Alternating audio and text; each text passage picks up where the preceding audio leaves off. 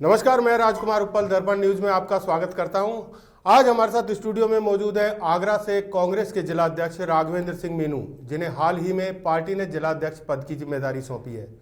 आपको बता दें कि इससे पहले श्रीमती मनोज दीक्षित के पास यह जिम्मेदारी थी, पर उन पर टोरंट अधिकारियों से रिश्वत लेने के आरोप और उनकी वीडियो वायरल होने के चलते पार्टी ने उन्हें जिलाध्यक्ष पद से हटा दिया था, जिसके 4 महीने बाद राघवेंद्र मीनू को कांग्रेस के जिलाध्यक्ष पद पर मनोनीत किया गया है। आपको बता दें कि मीनू लगभग 20 वर्षों से कांग्रेस में अपनी सेवाएं दे रहे हैं और इससे पूर्व वे युवा कांग्रेस के जिलाध्यक्ष भी रह चुके हैं। साथ ही प्रदेश में 2 बार पीसीसी मेंबर रह चुके हैं। साथ ही आईआईटी सेल मैनपुरी के प्रभारी भी रह चुके हैं और अन्य महत्वपूर्ण पद पर पार्टी में सेवाएं दे चुके हैं। आइए अब सीधे मुखातिब होते हैं कांग्रेस के नवनियुक्त जिलाध्यक्ष राघवेंद्र मीनू से। राघवेंद्र मीनू जी, आपका स्वागत है बहुत बहुत हमारे स्टूडियो में। सबसे पहले हम जानना चाहते हैं कि इस समय कांग्रेस आगरा सहित प्रदेश में हाशिए पर है, तो ऐसे में पार्टी के प्रति आपकी प्राथमिकताएं क्या क्या रहेंगी?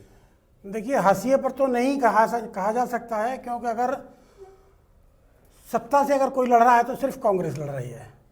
राहुल गांधी जी लड़ रहे हैं, हमारा हाईकमान लड़ रहा है, आला अधिकारी लड़ रहे हैं, और बाकी पार्टियां तो समाजवादी पार्टी, बसपा, ये मेरे को दिखाई भी नहीं दे रही कहीं पे कि सड़क पे हम लोग जितना उतरे हुए कहीं दूसरी जगह भी होंगे।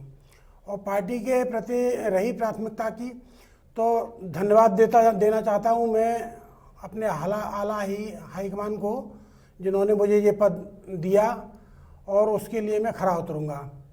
और मेरे लिए कार्यकर्ता ही सर्वोपर है, और कार्यकर्ता की आवाज़ कांग्रेस की आवाज़ होगी, जिले की आवाज़ होगी, शहर की आवाज़ होगी। लगभग 32 साल से कांग्रेस प्रदेश में सत्ता से बाहर है और आगरा में भी कांग्रेस की स्थिति अच्छी नहीं है। ऐसे में पार्टी को कैसे मजबूती प्रदान करेंगे? आप तो कह रहे हैं कि हाशिए पर नहीं है, शायद 32 साल हो गए, 32 सालों से कांग्रेस सत्ता से बाहर है, फिर भी आप कह रहे हैं कि, और पार्टी की इस तरह की स्थिति होने के बावजूद आप कह रहे हैं। देखिए, अब तक जो सरकारें रहीं वो सरकारें सबको मालूम है कि जातिवाद के आधार पर बनती रहीं। जब बहुजन समाजवादी पार्टी आई तो उसने भी एक मुख्य जात को लेके आगे बढ़े और उन लोगों ने कांग्रेस के ही वोट काटे।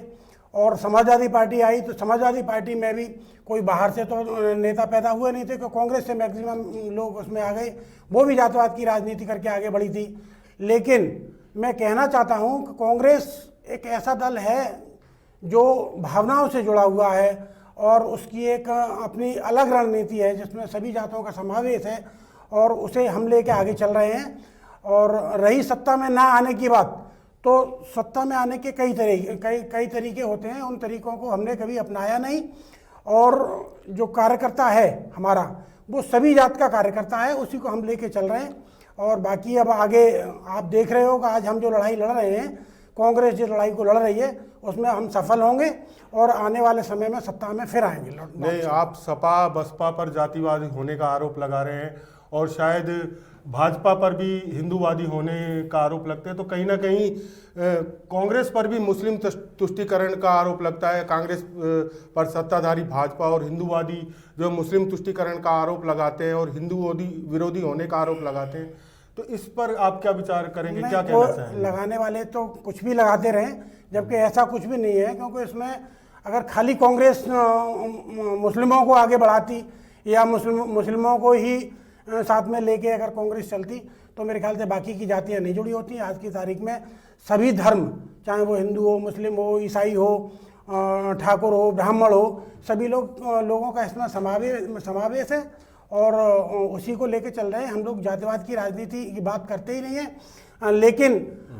कुछ समय से हम जो देख रहे हैं वो चल रहा है कि एक कास्ट को लेके आप आगे बढ़ रहे हैं और फिर औरों से तोड़ फोड़ कर रहे हैं। तो ये राजनीति हमारी कांग्रेस की कभी ऐसी विचारधारा रही नहीं, और आगे भी जो हम काम करेंगे उसमें एक गुलदस्ते की तरह काम कर रही है पार्टी का, जिसमें सभी फूलों का समावेश है, जिसमें सभी जाति के फूल कांग्रेस में समायोजित हैं। कहीं आपको ऐसा नहीं लगता कि बहुसंख्यक आपसे छिटक रहे हैं, दूर हो रहे हैं? जो कभी पार्टी का वोट बैंक हुआ करता था, अब वो बहुसंख्यक आपसे धीरे धीरे अलग रास्ता। हाँ जी, बिल्कुल ठीक। कुछ समय पहले बहुसंख्यक लग रहा था कि खिसक रहे हैं, लेकिन अब आप देख रहे हो कि समय पे जितना जनाधार कांग्रेस का बढ़ रहा है, जितने बहुसंख्यक कांग्रेस में ज्वाइन हो रहे हैं, वो कांग्रेस की आस्था और कांग्रेस की निष्ठा और उन लोगों का की वफादारी दोबारा से हम लोग उसको जोड़ रहे हैं और आगे भी ऐसे ही होता रहेगा। अच्छा, इस समय किसान आंदोलन बहुत जोर शोर से चल रहा है, लेकिन कांग्रेस पर किसान आंदोलन पर राजनीति करने और किसानों को भड़काने के आरोप भी लग रहे हैं। इस पर आप क्या कहना चाहेंगे? देखिए, किसान आंदोलन पे तो इसीलिए नहीं कह सकते कि हम में से 80% जनता किसान है। अब वो किसी भी पार्टी में रहा हो, किसान की कोई पार्टी नहीं है।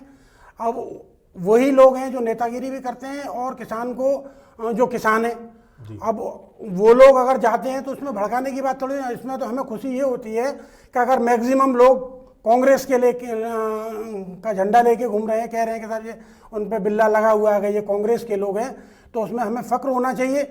जबकि किसान की कोई जाति नहीं है और किसान आज की तारीख में अपने हक की जो लड़ाई लड़ रहा है और उसे भ्रमित करने के लिए उसे हम लोगों से जोड़ा जा रहा है।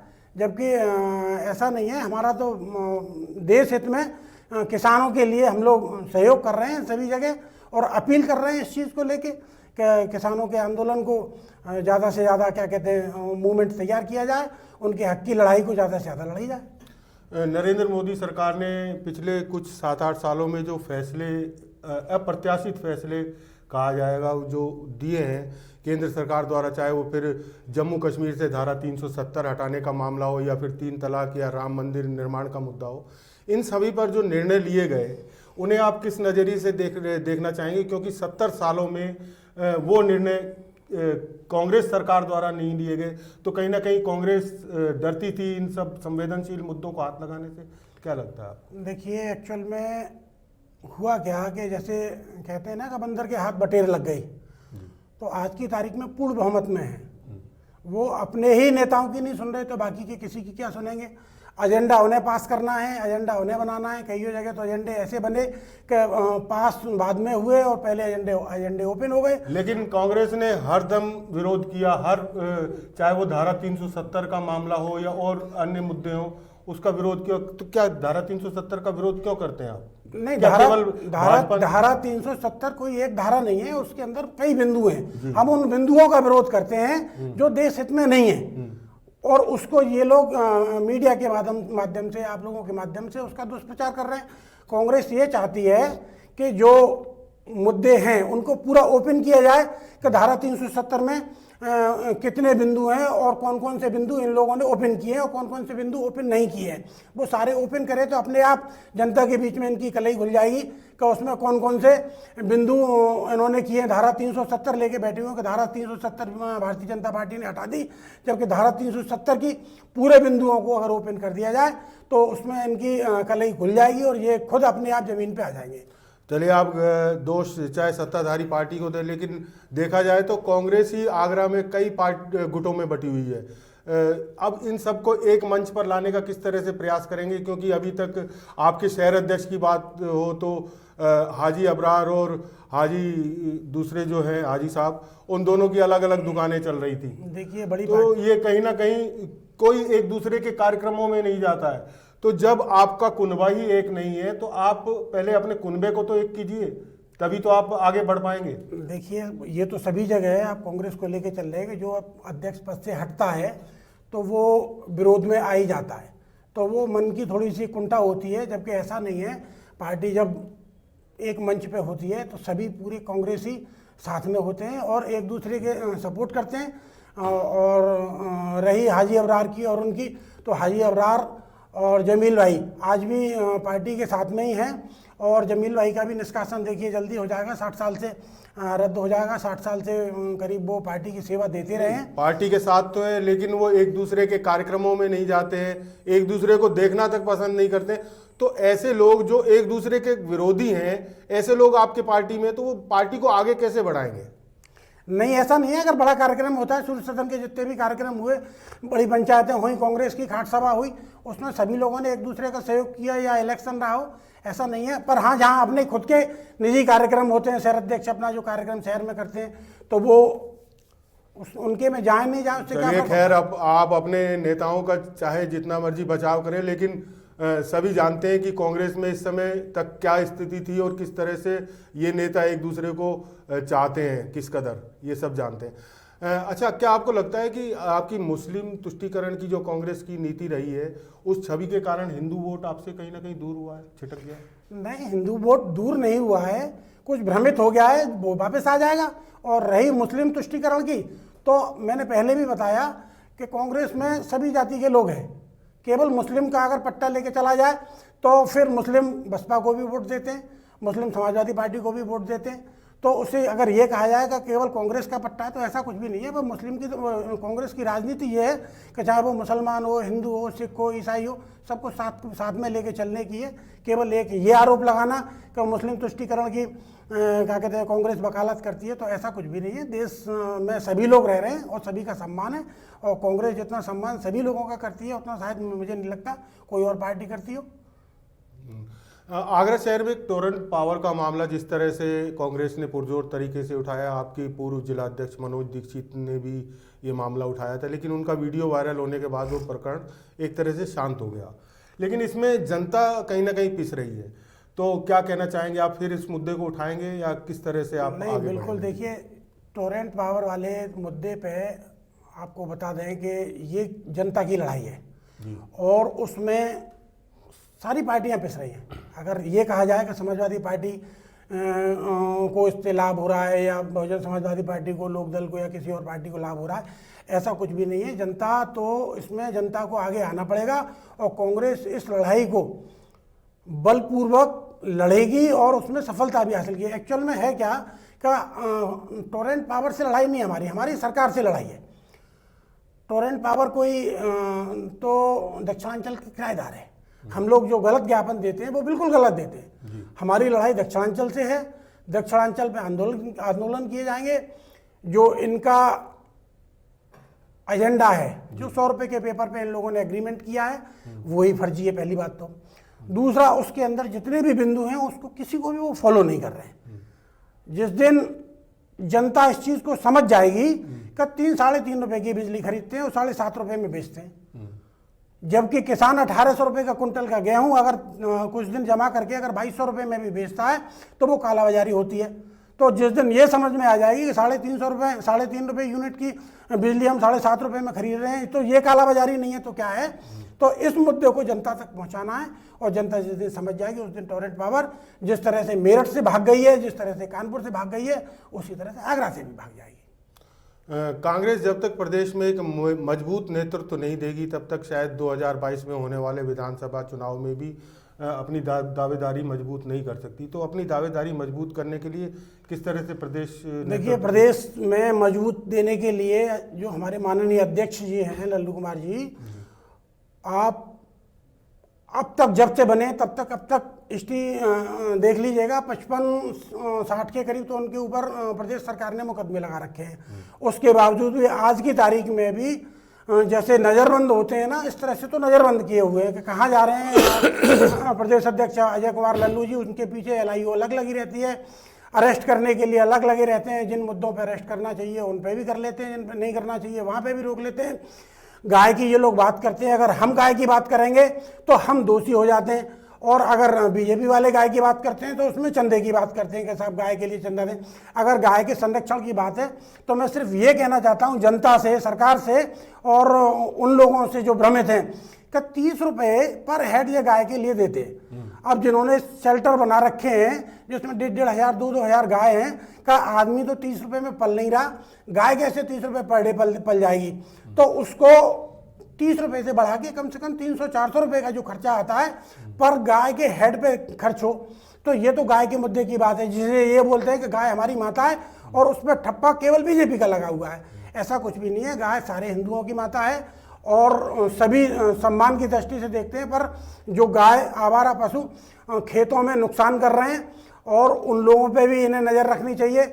शेल्टर होम दिन में तो खोल देते हैं और रात को शेल्टर होम से निकाल देते हैं, तो जिससे क्या है किसानों का नुकसान होता है।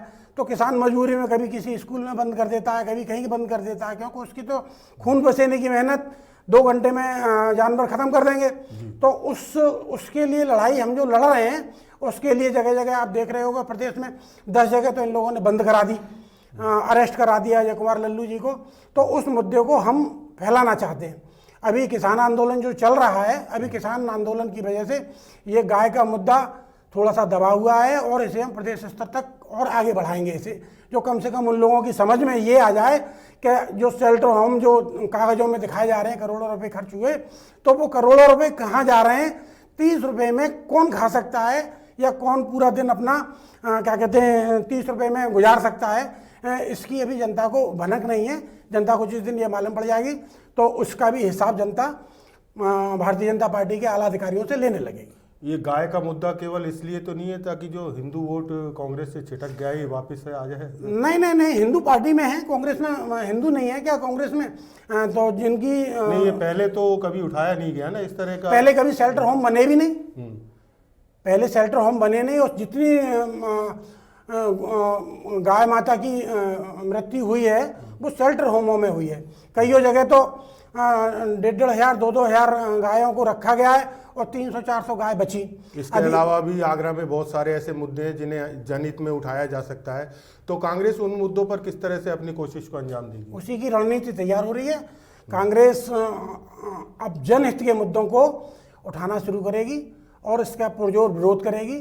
शासन हो सकता है कि इस पर विरोध करे, रोके अपने अपने तरीके से, लेकिन अब जनहित के मुद्दे उठाए जाएंगे और कांग्रेस और कांग्रेस का कार्यकर्ता हर मुद्दे के लिए तैयार है। आप अपने कार्यकर्ताओं से शहरवासियों को क्या संदेश देना चाहेंगे, क्या कहना चाहेंगे? देखिए, जिलाध्यक्ष एक पोस्ट होती है और कार्यकर्ता सर्वोपरि होता है। कार्यकर्ता ही पार्टी को आगे बढ़ाता है, कार्यकर्ताओं का सम्मान सर्वोपरि है। जो लोग बैठे हुए हैं, घर पे काम नहीं कर रहे हैं या अपना कांग्रेस को समय नहीं दे पा रहे हैं, उन लोगों से प्रयास किया जाएगा, पर्सनली मिला जाएगा और कांग्रेस की ताकत को प्रदेश में और ज़िले में दिखा दिया जाएगा कि कांग्रेस की ताकत क्या है। और जो बटा हुआ वोट जो आप बोल रहे हो वो बटा हुआ नहीं है, थोड़ी सी मनभेद है, उन्हें दूर किया जाएगा और साथ लेके इन्हें आगे कांग्रेस की जनहित के मुद्दों की लड़ाई लड़ी जाएगी। तो ये थे कांग्रेस के आगरा के जिलाध्यक्ष राघवेंद्र मीनू, जिन्होंने आज हमसे बात की पार्टी के मुद्दों पर और साथ ही साथ बहुत सारे आगरा के ऐसे मुद्दे जिन्हें अब पार्टी उठाएगी। और इनका कहना है कि अब तक जो पार्टी में नहीं हुआ उसको वो करेंगे और पार्टी को, जो पार्टी से नेता बिछुड़ चुके हैं, जो पुराने नेता हैं, उनको भी वो पार्टी में वापस जोड़ेंगे। तो इसी के साथ आपसे लेते हैं विदा, फिर होगी आपसे मुलाकात, तब तक के लिए आज्ञा दीजिए, नमस्कार।